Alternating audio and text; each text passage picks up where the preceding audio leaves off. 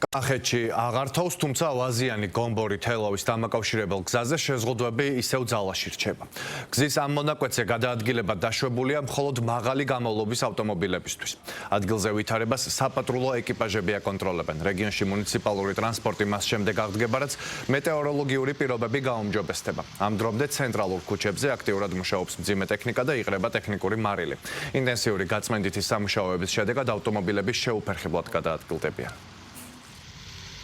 დღეს დილიდან ჩვეულ რეჟიმში მუშაობს ადმინისტრაციული სამსახურები და სახელმწიფო სერვისები, გაიხსნა სკოლები და ბაღები, ერთეული გამონაკლისი ერთეულების გარდა, სადაც ამ დროისათვის ელექტროენერგიის მიწოდება ისევ შეზღუდულია, რაზეც მუშაობენ კომპანია ენერგოპრო და დღის განმავლობაში როგორც მუნიციპალური სერვისი, ისე ენერგოსერვისები იმუშავებენ აქტიურად, რათა მოსული უხვი ნალექის გამო მინიმალური დისკომფორტი შეექმნას ჩვენს მოსახლეობას. რაც შეეხება შიდა სახელმწიფო მნიშვნელობის გზას, ახმეტა-თელავი ბაკურციხე თავისუფალია, ვაზიანი გომბორი თელავი შეზღუდვა და დასაშვებია მხოლოდ მაღალი გამოვლობა, მუნიციპალური ტრანსპორტის მოძრაობა აღდგება ისევ და ისევ, როდესაც ეს მგზავრთა უსაფრთხოება იქნება დაცული.